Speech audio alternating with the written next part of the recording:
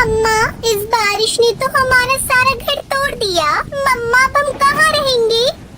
सुनहरी बेटा, चलो मैं तुम्हें तुम्हारी मौसी की घर छोड़ आती हूँ। जब घर बन जाएगा तब मैं तुम्हें वापस ले आऊंगी। तब तक तुम वहाँ रह लेना। अभी तुम बहुत छोटी हो और बारिश भी बहुत तेज हो रही है।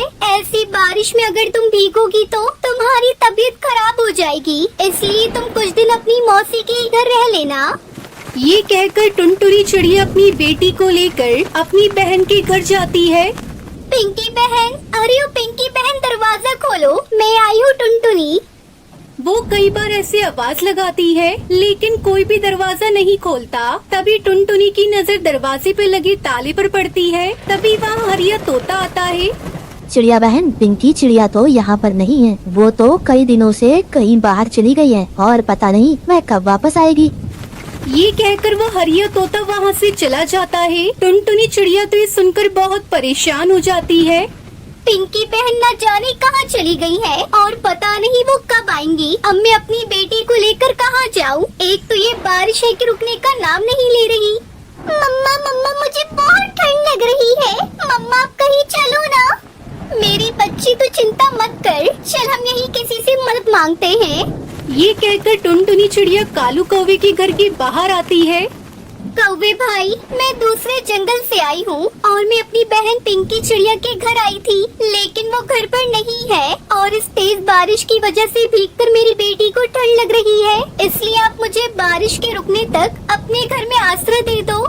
ये सुनकर कालू कौवा अपने घर के अंदर अपनी पत्नी सुंदरी कौवी के पास जाता है।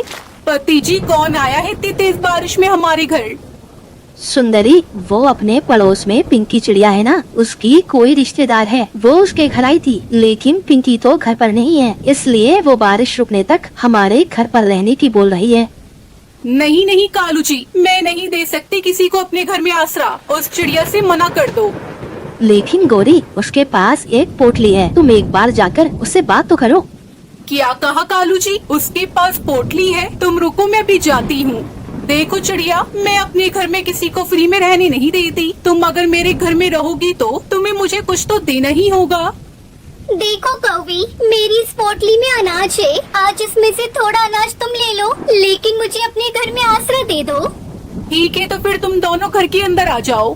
फिर सुंदरी कौवी चिड़िया को एक घोंसला दे देती है और उससे कहती है, चिड़िया, तुम दोनों इस घोंसले में रहना और इस पोटली में से आधा अनाज मुझे किराए का दे दो। फिर टुनटुनी सुंदरी को उसमें से आधा अनाज दे देती है। सुंदरी कौवी वो अनाज लेकर अपने घोंसले में आ जाती है।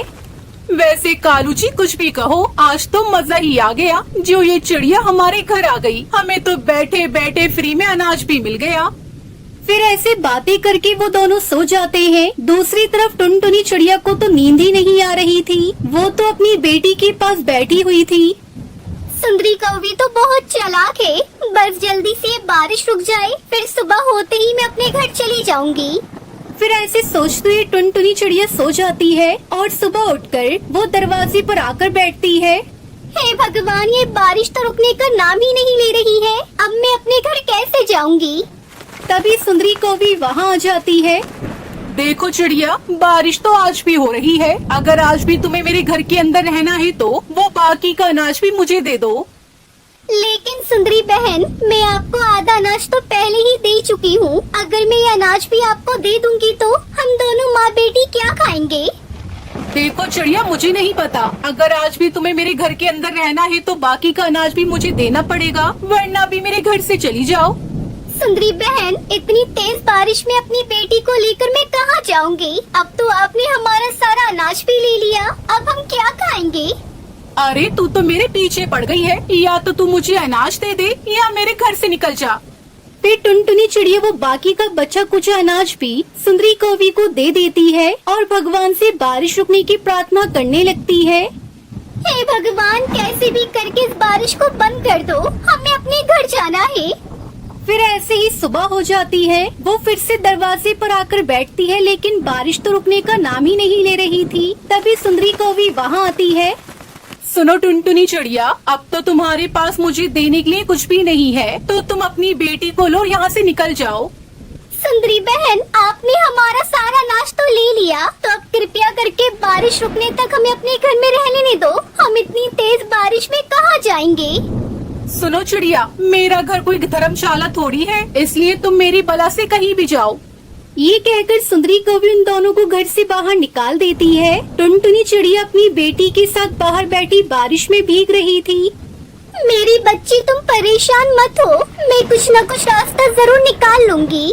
फिर टुनटुनी अपनी बेटी को लेकर आगे बढ़ती है। तभी उसकी नजरें घर पर पड़ती है और वो वहाँ आती है। वो वहाँ आकर आवाज देने वाली थी कि तभी उसकी नजर खिड़की पर पड़ती है। ये क्या? ये तो किसी चील का घर है। अगर मैं इसके घर में गई तो ये हमें खा जाएगा। चलो हम यहाँ से कहीं दूसरी तरफ चलते हैं।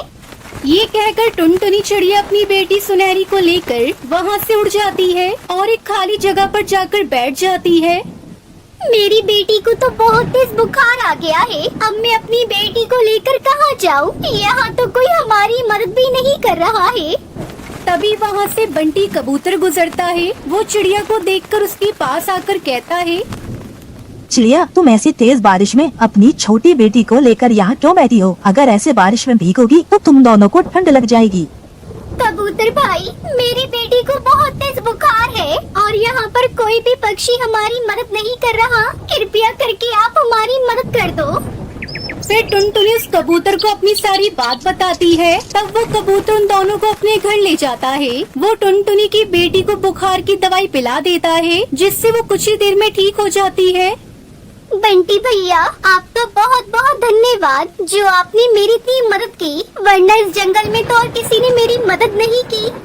चिड़िया, इसमें धन्यवाद की कोई बात नहीं है। यह तो हमारा फर्ज होता है कि जो कोई भी मुसीबत में हो हम उसकी मदद करें। सुनो बंटी भैया, ये आपका घर किस चीज का बना है? ये ऐसे कांच का कैसे दिख रहा है? चिड़िया, यह कांच का नहीं, यह तो चूड़ियों का घर है। यह घर बहुत ही मजबूत है। चाहे कितनी भी तेज आंधी या तूफान, बारिश, कुछ भी आ जाए, यह कभी नहीं टूटेगा। तुम चाहो तब तक इस घर में रह सकती हो। हाँ मम्मा, बंटी अंकल ठीक कह रहे हैं। हम इसी चूड़ियों के घर में रहते हैं। ठीक है बेटा, जब तुम्हारा इतना मन कर रहा है इस चूड़ियों के घर में रहने का, तो हम इसी में रहते हैं। फिर इस तरह वो दोनों माँ बेटी बंटी कबूतर के चूड़ी के बने घर में खुशी खुशी रहने लगती है।